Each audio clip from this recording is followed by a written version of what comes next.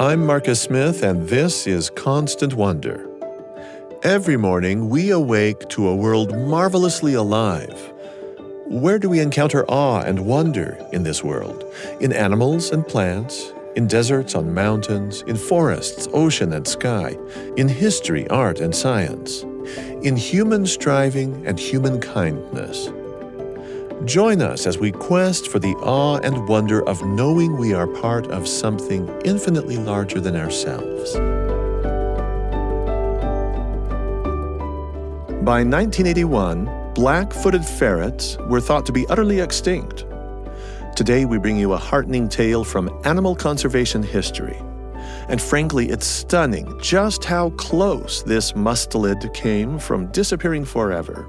Mustelid, that's a term that refers to mammals in a group including wolverines, badgers, otters, martens, and weasels.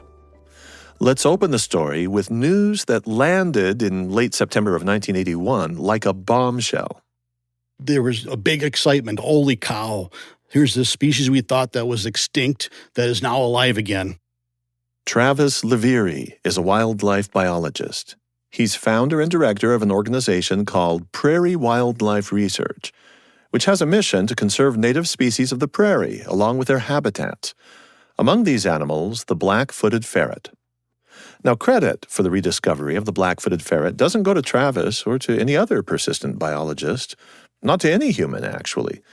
It goes to a canine who was actively guarding his home turf. There were actually people out searching for populations of black-footed ferrets, but they didn't find any. And then in a small ranch outside Meeteetse, Wyoming, on September 26, 1981, a ranch dog named Shep had an encounter at his food dish one night.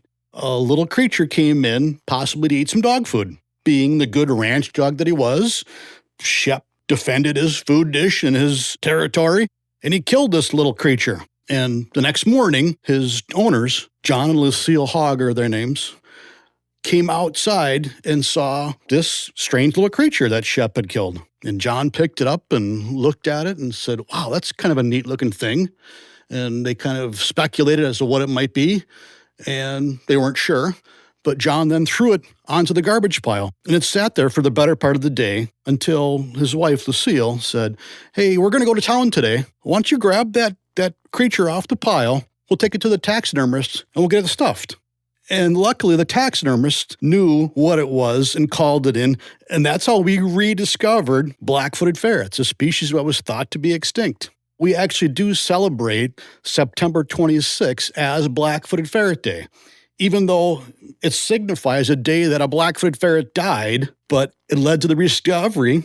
And every single black-footed ferret alive today is traced right back to that Meeteetse population. Even with reason to celebrate, this native species of ferret, unique to our continent, is still one of the most endangered mammals in the world. If you've never seen a wild ferret, this North American species is a smallish animal, typically about 18 to 24 inches long, with short, stubby legs.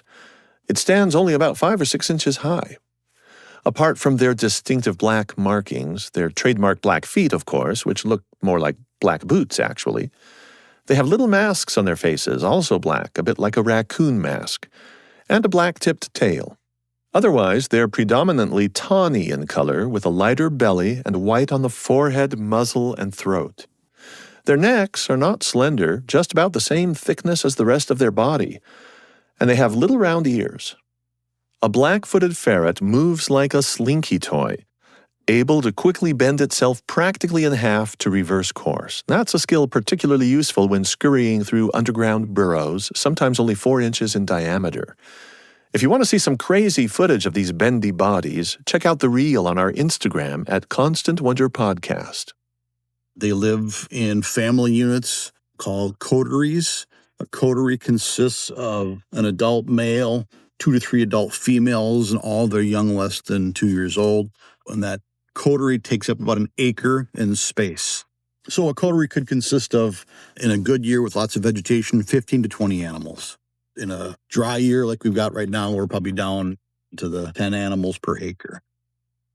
Now, this is a description of ferret distribution in the wild formerly.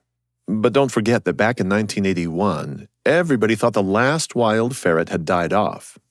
Now you might be saying, hold on just a moment, I've grown up with ferrets as pets. The general public, when they hear the word ferret, they automatically go to the pet store. And they think of, oh yeah, my cousin has one of those black-footed. It may have black feet, it may be a ferret, but it's not actually a black-footed ferret. The pet ferrets are actually descended from European ferrets. And so the only native species to North America is the black-footed ferret.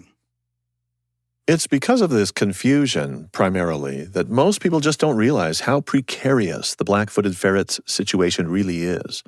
When they were thriving, their range extended all up and down central North America.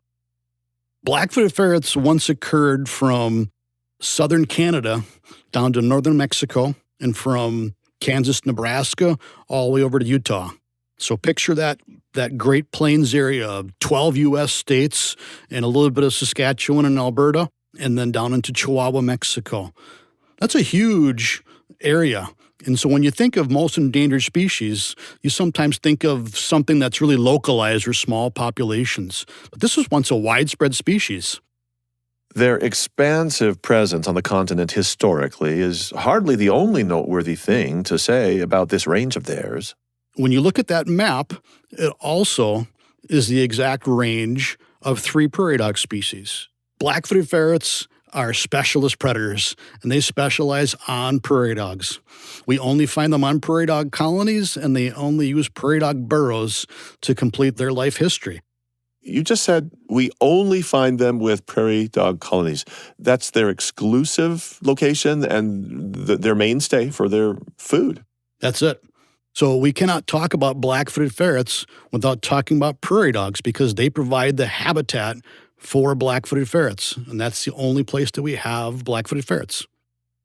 When Travis describes their food and lodging, just think how crazy the ferret-prairie dog situation is. The ferrets practically eat their roommates because they inhabit the very same tunnels and burrows that prairie dogs have made for their own kind. Imagine, an industrious prairie dog succeeds in burrowing far enough underground to hide and feel safe in a large colony, but has just unwittingly built a home that doubles as the enemy's lair.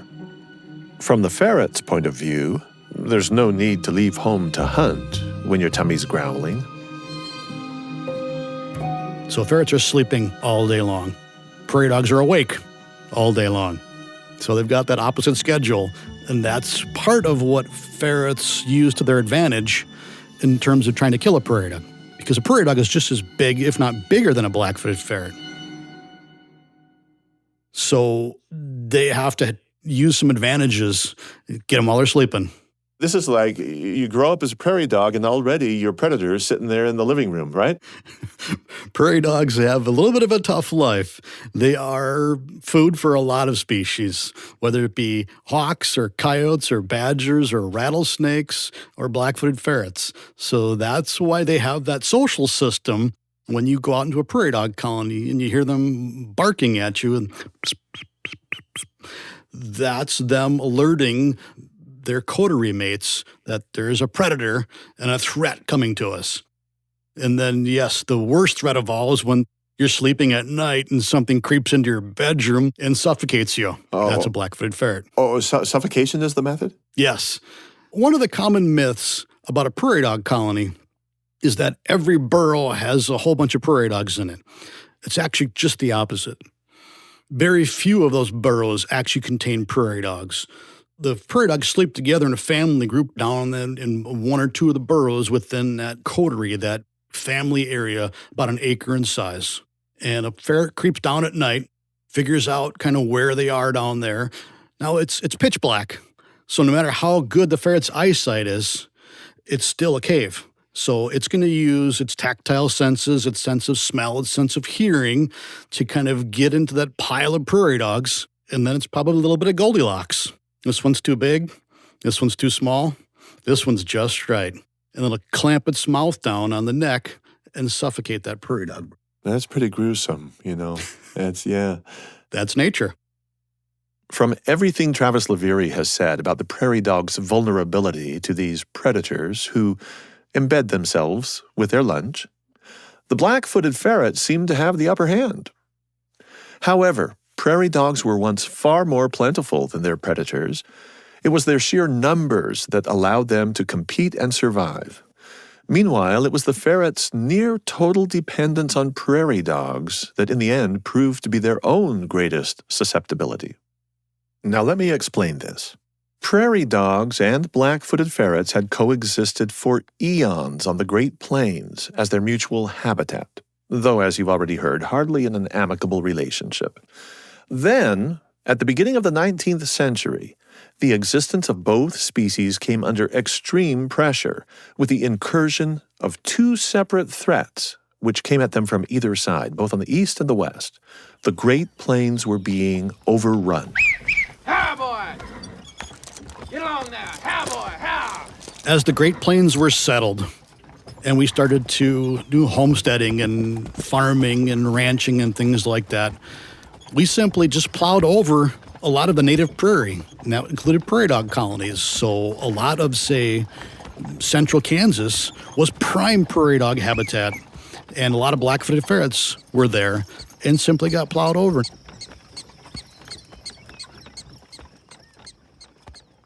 It wasn't as if these homesteaders on the plains were by any stretch of the imagination oblivious to what they were doing. On the contrary, they were knowingly executing a death sentence in a publicly coordinated program of extermination. Prairie dogs were determined to be pests, and so the government actually made a estimate that X number of prairie dogs eat this much grass, which is equal to this many cows. That kicked off a lot of the prairie dog poisoning campaigns, which were geared at eradication of prairie dogs across the West. Trainloads of strychnine lace bait were sent out west to kill prairie dogs. And so no one was ever out to kill black-footed ferrets, but everything that happened to prairie dogs is what sucked black-footed ferrets down that vortex of extinction. I mentioned two threats, one coming from either side, east and west. Settlers arrived overwhelmingly from the east. So what was the danger arriving from the west coast of the United States? You'll be interested, maybe worried, perhaps even alarmed, to learn that this particular threat exists still today, because it is a disease that can affect not only small mammals, it could harm you or me. Plague is not native to North America. It entered in the port of San Francisco in 1900, and it's transmitted by fleas. And so fleas on rodents is what's killing those rodents. And so it still exists in California and other places across the West, but it kills prairie dogs, it kills other ground squirrels and other rodent species, but it also affects some of our cat species, like mountain lions are very susceptible, as well as our black-footed ferret. So from what I know about diseases get spread. They sometimes talk about vectors.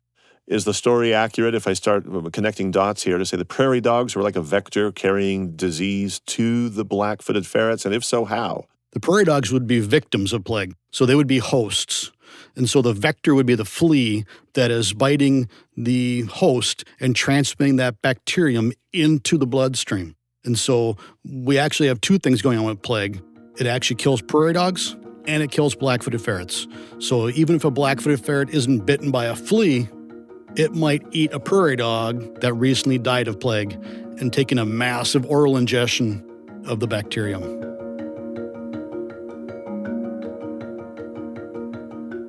Let's go back now to our story in Meeteetse, Wyoming, 1981.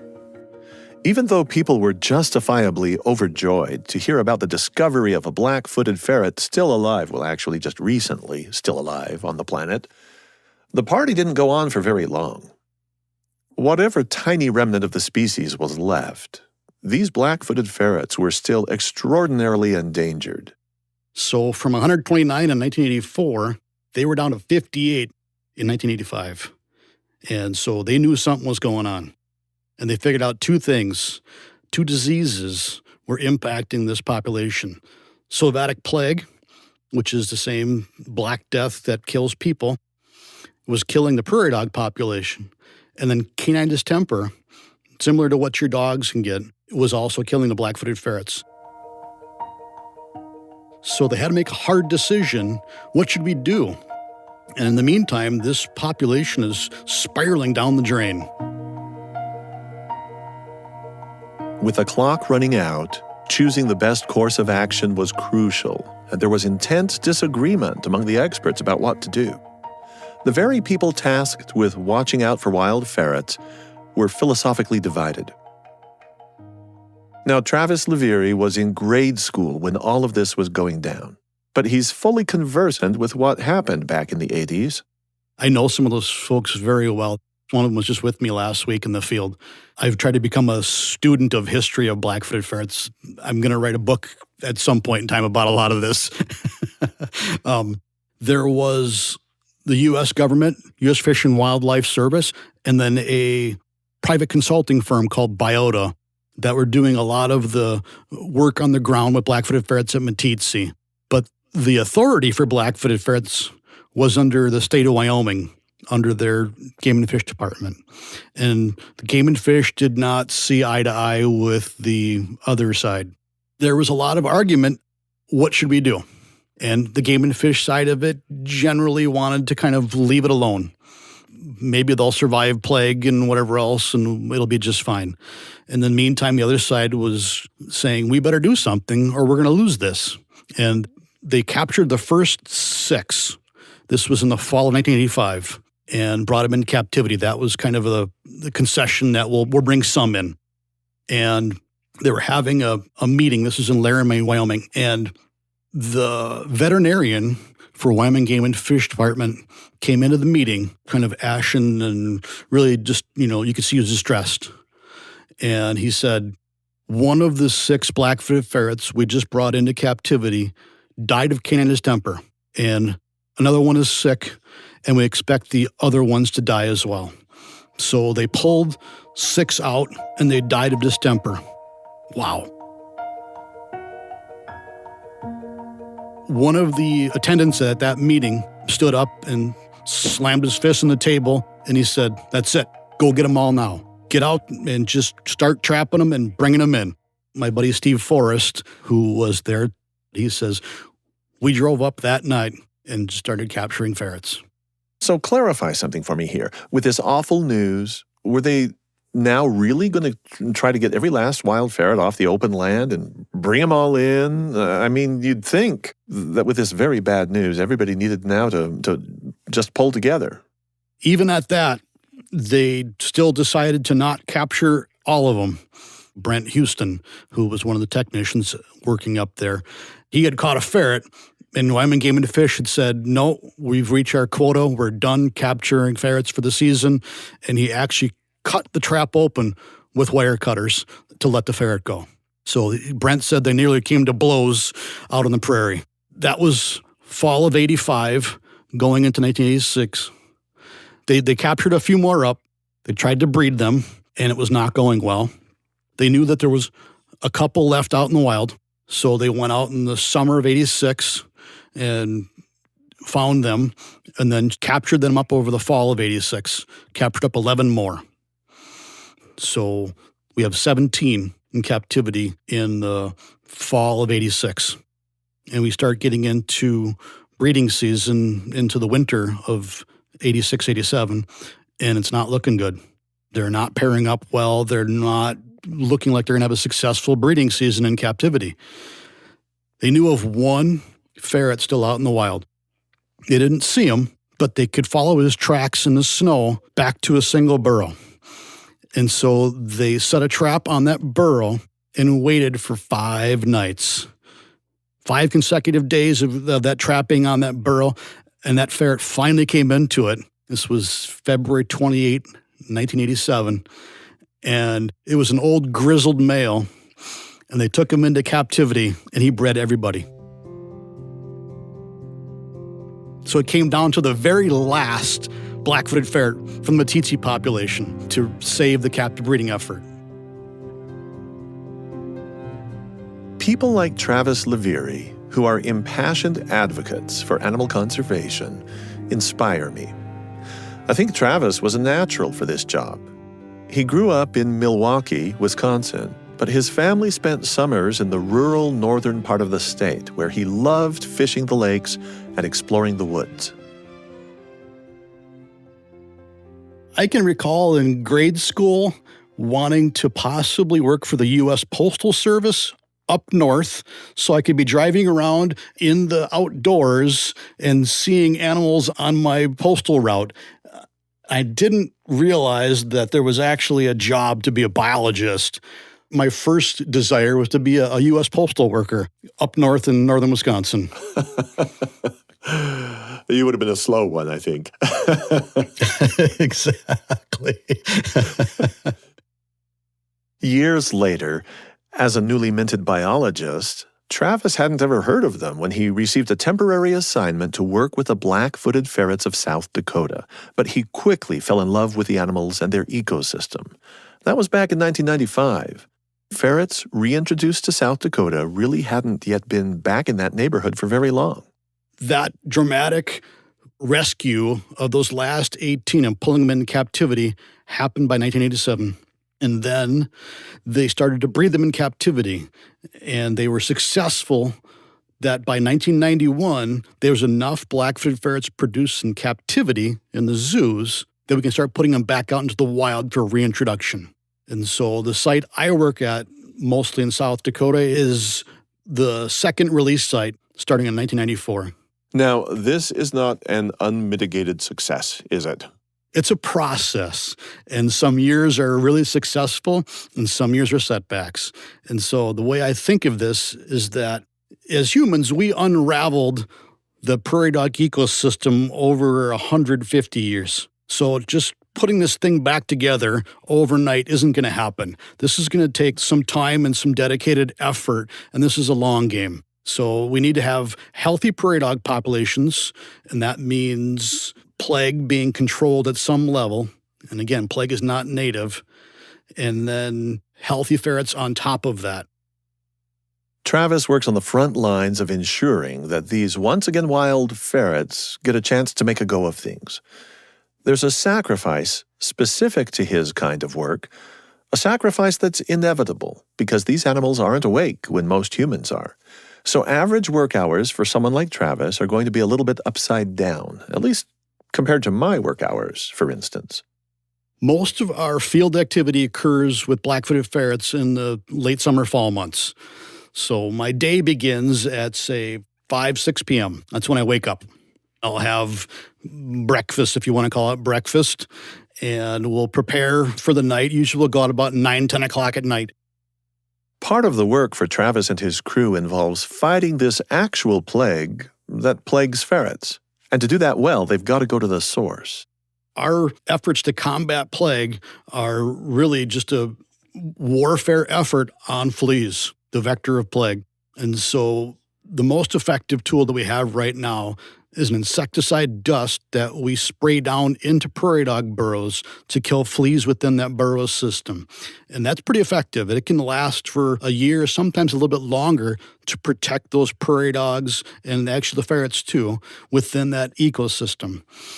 We also have other products that prairie dogs can eat, and then it will kill the fleas on them. It's shed through their feces, and then the larval fleas, which feed on those feces, will actually die as well. We also have a vaccine for black-footed ferrets.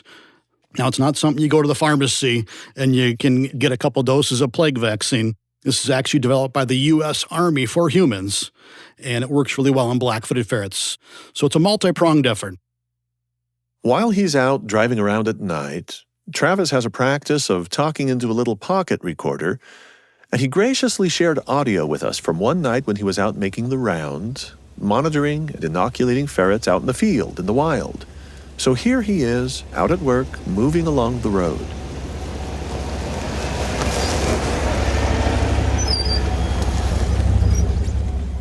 This is the easiest time of year to capture them, and then we can put microchips in them and vaccinate them and count the population. So the late summer, fall is black-footed ferret spotlighting surveying time. So the way we find black-footed ferrets is using a high-powered spotlight to look for the reflective green eye shine as they poke their heads up out of prairie dog burrows. So much like a deer in the headlights, right now I'm driving across the prairie dog colony in Kanata Basin with a spotlight that's mounted on the top of my pickup truck, and I'm moving it from side to side, scanning the area. When I see a black-footed ferret, I will then drive over to that burrow that it's in. I will place a specialized box trap that fits right into the prairie dog burrow. I will put a reflective post there, take a GPS location, and drive away. And come back and check that trap once an hour, and hopefully I've caught one. If I don't capture them, I will remove that trap in the morning so nothing stays out there during the day. If I capture the ferret, and I just simply put it in the front seat of my pickup truck, as I then prepared the vaccine and the syringe, I could gently, quietly reach my fingers inside the trap and grab the ferret by the hair and pull its skin up through the squares of the trap, and then poke her with a needle and give her that vaccine. If we capture a ferret that does not have a microchip in it, I will take it back to a small cargo trailer that I have parked out here in the prairie. It's basically outfitted like a small veterinary hospital. And I will anesthetize the ferret with isoflurane gas and then give it a microchip, give it vaccines, sex it and age it. I will take some genetic samples, and then a few minutes after I turn the gas off, the ferret wakes up, and then I will put it into a pet crate and give it back to the person who caught it if it wasn't me, and they'll take it right back to the place they captured it and let it go. The ferrets reintroduced to South Dakota are in good hands, it would appear. Biologists no longer need to boost their populations by introducing more individuals that have been bred in captivity. Well, that's the South Dakota part of the story.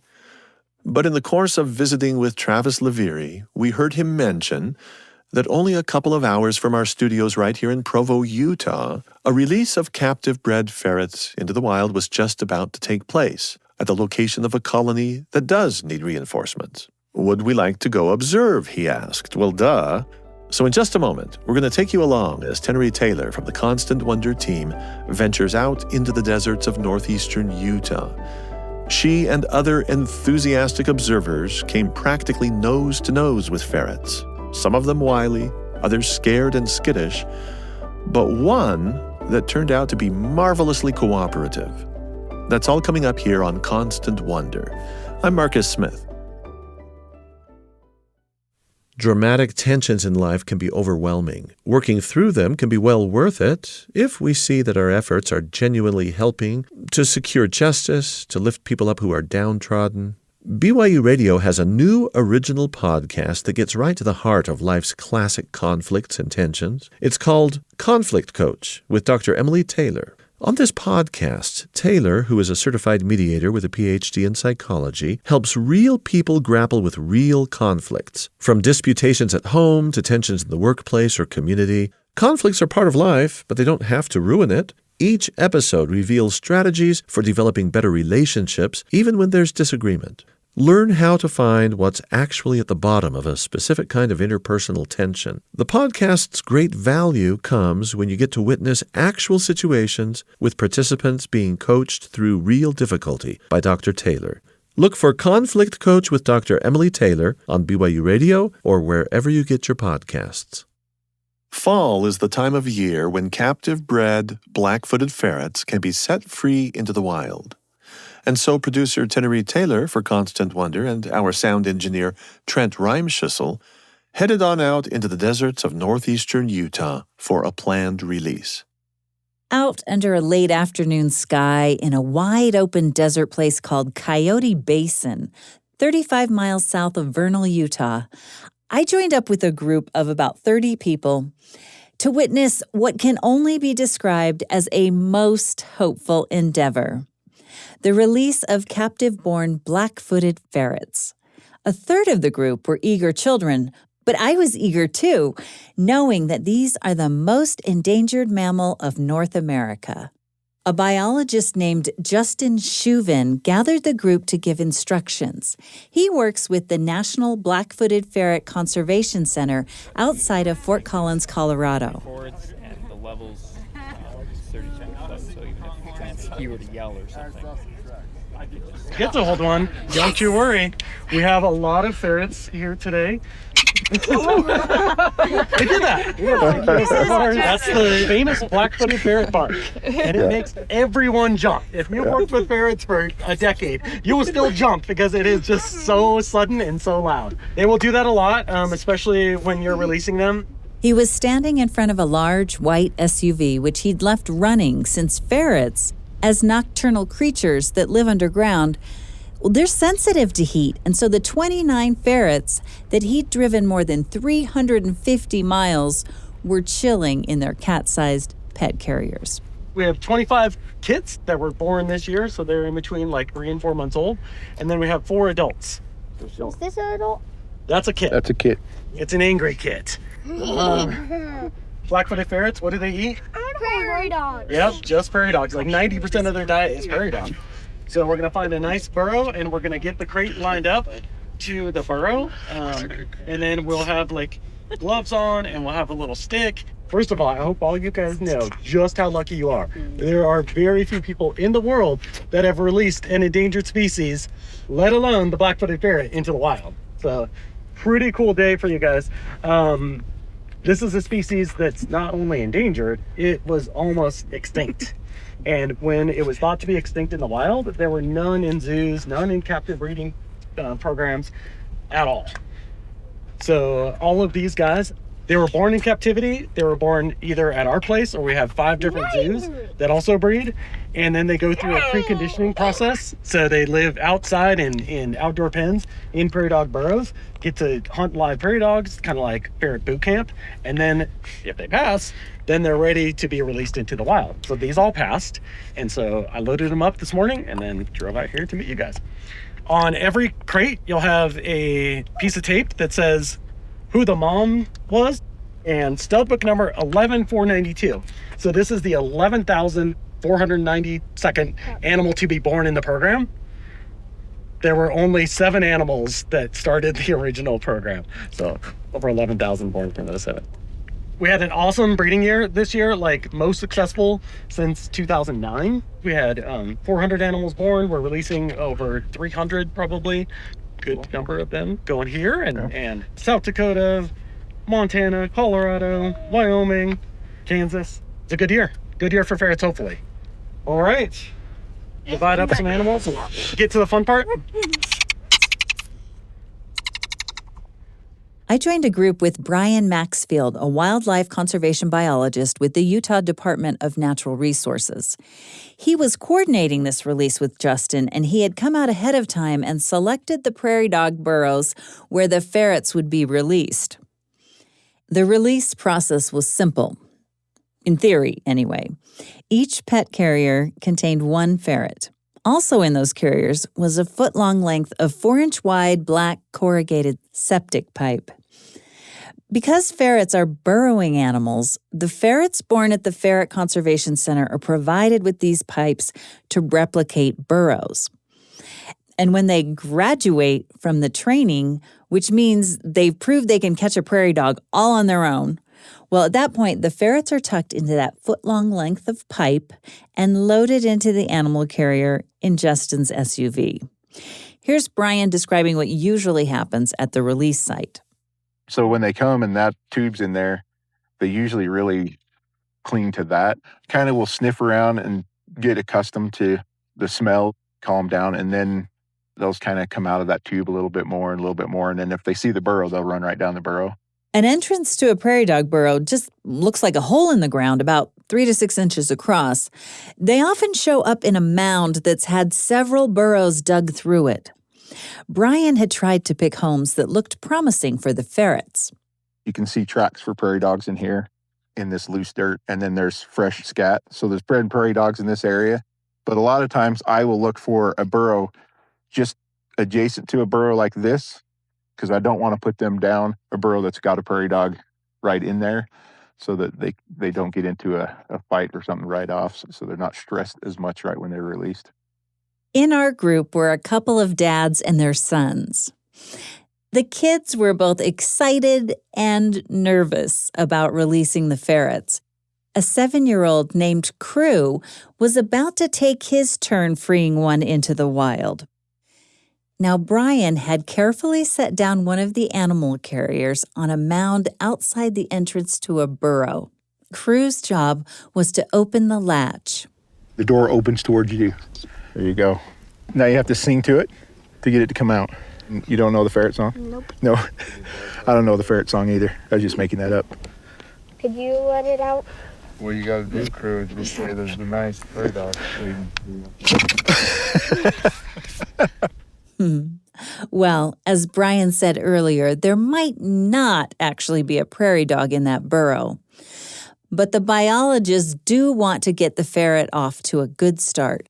So when it was their turn, Brian had each of the kids put on gloves, reach into a cooler, and retrieve a frozen hamster to leave for the newly released ferret. Give them something for tonight, just in case they can't find a prairie dog, and just throw it down in that hole. Bon appetit. You'll remember that Travis Lavery explained that all the ferrets that are born in captivity are very genetically similar. So all of the ferrets that we get are, because of the 7, Right. they're all really closely related. So they captured 18 remaining ones, but only 7 of them made it into the breeding program. The other ones didn't, but they have genetics from the other ones, so I believe they have a second one this year for the first time. They have 2 cloned ferrets, and so they are getting new genetic material into them.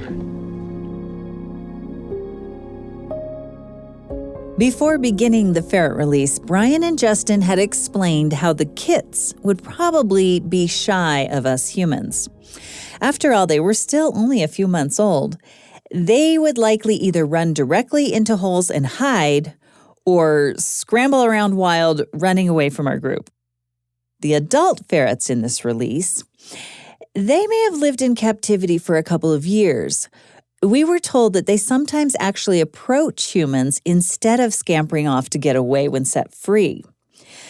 To illustrate how extroverted a ferret can actually be, Brian told me a story of a famous ferret aptly named Hollywood. This ferret, when they released him, he didn't go right down the burrow. Kind of interacted with all the people that were there at the release. Ran around. There's a lot of pictures of him, like checking out people's feet and things like that. And they released him. And after that, anytime that we would bring somebody out spotlighting that just wanted to come and see, a lot of times, press or somebody from the news, they would come out. Hollywood was the ferret that we'd find. And that's why it got that name, was he just wanted to be seen and wanted to have its picture taken as much as possible. And Hollywood ended up being one of the longest known. So he came as a kid, and we caught him at 3.5 years old, which is pretty old for a ferret, especially out in the wild.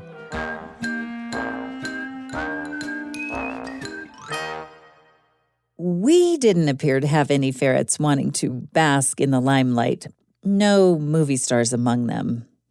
In fact, the first 8 that we released were quite shy and even took lots of convincing to come out. But Brian was patient. They all have personalities. Let me try something a little different with this one, so we can get a little bit better cooperation.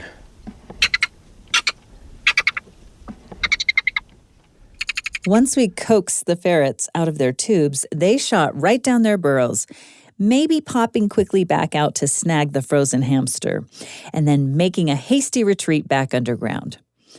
Or maybe they just really did like their accommodations. At any rate, during the first 8 releases we did, no drama from the ferrets. At this point, we were already a couple hours into the release. Half our group had gone home, and it was just me, Brian, and a wildlife photographer named Jimmy Breitenstein with his son, Davy.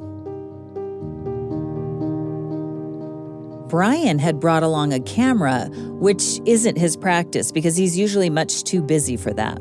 Meanwhile, Jimmy continued to adjust his camera, dreaming about a perfect shot of a ferret, if only one would cooperate or take stage directions. Behind us, the sun was just about to dip below the horizon. The sky was that shimmering pale blue you get at the day's end. Now, if it'd come out and stand on top of the hill, that's what we want it to do. Got love one full body outside the den with that blue background. But we're not sure we can help you with that. That's the ferret's problem. There was that kind of sunset glow on the horizon that makes it hard to see where the sky ends and the land begins. Beautiful as it was, we turned our attention to the penultimate release of the evening. This time, the ferret darted out, briefly disappeared into a burrow, but then made a quick turnabout and shot past all of us, once again above ground. It stopped on a mound about 20 yards away. And then, just like Jimmy had hoped for, it froze in place, a furry little statue against that luminous azure sky. And this little guy, he stood stock still for more than half an hour, only ever moving his head, repeatedly making eye contact with each one of us.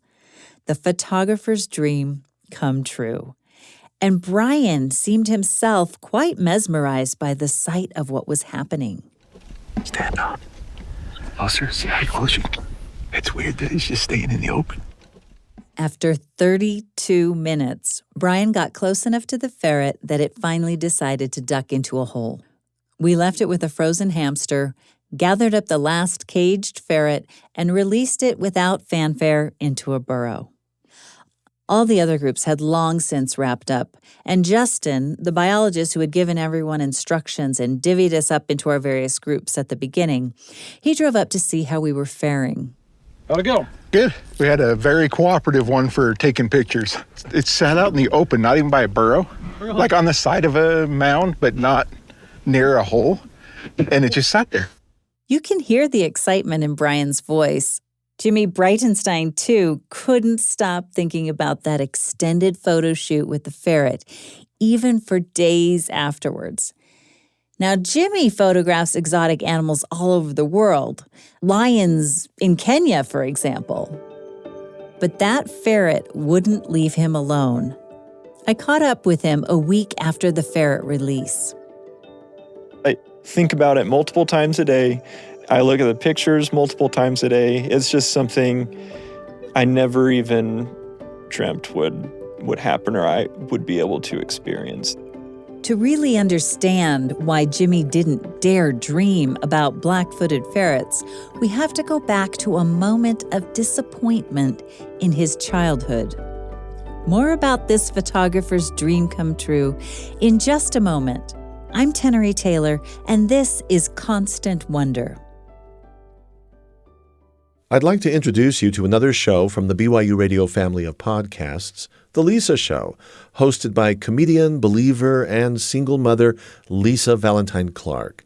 The Lisa Show delves into most any challenge that meets us in the course of our lives, especially challenges in the realm of human relationships, whether it's parenting, mental health questions, or social issues. Lisa and her council of moms are willing to tackle it. Figuring life out is vexing enough without losing an ability to laugh or cry together or just plain talk things through. The Lisa Show. Listen wherever you get your podcasts. We now return to Constant Wonder. As a wildlife photographer and guide, Jimmy Breitenstein is no stranger to sitting absolutely still to get the perfect shot. Based in our hometown of Provo, Utah, he spends a lot of time in the nearby Wasatch Mountains, a range of the Rockies. But he also leads groups on photography expeditions around the world. His work has taken him from the plains of Kenya to tropical wetlands in Brazil to the Alaskan tundra. A week after the ferret release, he joined me in studio to talk about what had happened that evening. To get some context surrounding this experience we had shared in Coyote Basin, I asked him about some of the more challenging animals to photograph. Mountain lions are incredibly difficult. I spend a lot of days in the winter just tracking them down, trying to find them, and I'll go months without seeing them sometimes, just being out day after day until you catch a glimpse of one for a few seconds and then it's over and it's weeks or months before you see another one. Wolves are another really tricky one. We don't have them in our area, so that's one where I have to travel a bit further to find them. And usually entails a backpacking trip of some sort to be able to track them down and find them. So you could go days without getting any photos of what you came for. Yep. Yeah, I've been out on a trip once for wolves, for instance. I was tracking the pack for 9 days before I finally caught a glimpse of them. And then it was over maybe 10 minutes later. But in Jimmy's view, ferrets are in a class all their own. His enthusiasm for what happened at the release is all the more poignant once you know this story from his childhood. I've got this old mammal book, like Mammals of North America. It's this old book. I still have it at home. I've had it since I was about 7 years old. And in that book, it talks about ferrets and how they're extinct. And so I remember reading that book as a kid, just thinking, oh, that's too bad. Like all these other species that are in this book, I'll be able to see hopefully someday except for this ferret. But then I have a newer version of the book as well. And in that version, it talks about how the ferrets were found and re-released into the wild. So it was almost like this gradual process as a kid of feeling almost like a despair that I'll never be able to see this awesome animal that I'm reading about in this one book, but then the hope comes into it afterwards because I've got the newer version of the book and I read, oh, they found this little population in the wild, they captured them all, they bred them, and now they're releasing them in the wild again. It's just different from any other species that I've ever set out to look for or photograph because if I'm looking for mountain lions or looking for wolves or spending time with bears, I know that there's a lot of them out there that I can find and photograph, but the ferret was completely different. Had you ever, before the ferret release in Vernal, Utah, had you ever seen a wild ferret? No, that was my first time, and it was an incredible experience. So what were your expectations? I know you brought your son, Davey, who's a 5th grader. Were you really wearing your dad hat or were you wearing your photographer hat or what did you expect to happen that day? I didn't really know what to expect. All Brian, the biologist, had told me is we're going to be releasing some ferrets and it might take a while. That's really all the information I knew. I could have asked more, but I almost didn't want to because I didn't want to have high expectations going into this. So my assumption was that we were going to get there. We would be watching from 50 yards away as somebody else opened a cage and the ferret dipped into the hole and we didn't see it again after that. And that's what I told my son going out there because he loves ferrets and he was totally fine with that. As I mentioned earlier, we got so much closer to the ferrets than that. Davey even got to open a few cages himself, and we all stood just feet from the burrows Brian Maxfield had picked out for the ferrets. I asked Jimmy about Brian's term that photo session had been a ferret standoff. There's no animosity. No threatening behavior from either side or anything. It just sat there and it looked at us, and we sat there and looked at it. And as the light got amazing, we were able to reposition even closer and get some really fun photos. We were close. You said the light got amazing. Describe the time of day. You're not just taking pictures of animals. You're looking for the whole setup, the scenery. So describe that for us, the color and the texture of the light. It was just before sunset that this began, in those desert areas are so beautiful that time of day. There were some mountains kind of far off in the distance behind. You get these really pretty, like pink to blue to purple colors in that landscape. And then the dirt around the ferret itself, it was almost like a pink, orange, brown color. It's just these really interesting colors that you don't see a lot in nature. So to be able to get such an amazing species and rare species in such beautiful, soft colors, that was amazing. It seemed to me that as the ferret stood there and the light changed, its coat kind of changed. Oh, it did. And I've been able to see this going through the pictures. I probably took over 1,000 pictures just of the ferret sitting there. It wasn't even doing a whole lot. But in those pictures, you're able to see the white, like beige colored coat that it has turn to orange and then to pink and then back to the white color. So the colors in the animal itself were all over the place. I should not think that what we experienced is normal. No. Is that what you're saying? Exactly. It was absolutely amazing. I couldn't have hoped for anything better than what we had. Have you landed on maybe your favorite picture yet? Yeah, so the sun was behind some clouds a little bit. So the ferret color itself isn't that bright orange color or anything. It's more of that buffy whitish color, the natural color of its coat. But because the sun was behind some clouds and not all the way down yet, it's shining on the background, but not on the ferret itself. So the ferret is its natural color, but the background itself has these very soft, like pink and orange colors. I believe there's a little bit of purple or blue in there as well. And it's just this really, really soft and pretty background with the ferret just kind of standing there watching. To see this photo by Jimmy Breitenstein, go to our website at byuradio.org/constantwonder. I was actually surprised at how well the pictures Jimmy took turned out after he told me how his body responded physically to this surprising encounter in the desert. I myself thought Jimmy looked at ease, stretched out prone in the sand as he was. I was shaking. I was literally shaking. I had to find different objects to rest my camera on to stabilize it, because if I were to just hold it up in my hands, I was shaking too much because I was so excited. And at just any moment, I was waiting for the ferret to turn around and book it and run, because usually that's what happens with wildlife photography, especially with members of like the weasel family. So ferrets in that family, they're usually constantly moving. So that's the longest encounter I've ever had with any member of that family. And to have it be a ferret in perfect light was incredible. Do you often or ever have that experience where your hands are shaking so much?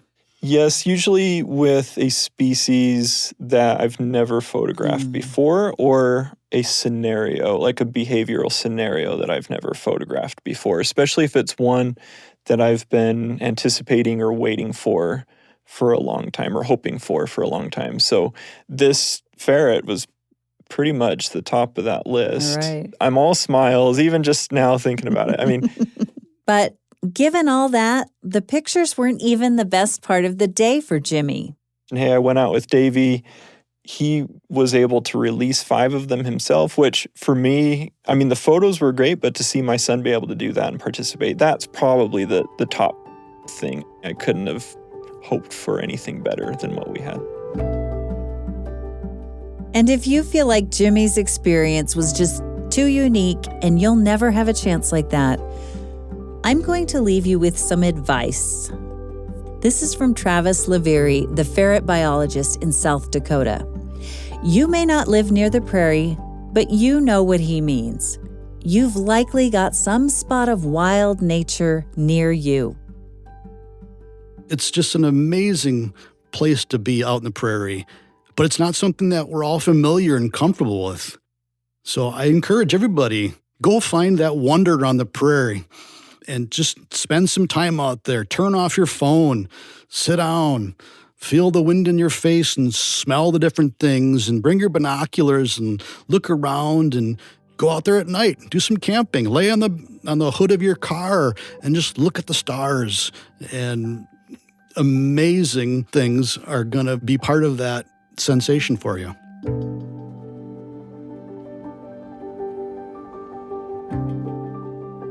That was Travis Leveri, founder and executive director of Prairie Wildlife Research. We also heard this hour from photographer Jimmy Breitenstein, fish and wildlife biologist Justin Schuven, and wildlife conservation biologist Brian Maxfield. Other voices you heard in the audio from the Ferret release belong to Clint Sampson and to our young friends Crew and Marek. If you want to see some video from the release Tenery attended for the Constant Wonder team, find us on Instagram at Constant Wonder Podcast. Assistance in producing this episode came from Lydia McElroy and Haley Harris. Sound design by Ted Kim with live audio from the Coyote Basin release gathered by Trent Reimschissel. Don't forget to tell a friend about Constant Wonder. It does so much to get word out about our show. I'm Marcus Smith. Constant Wonder is a production of BYU Radio.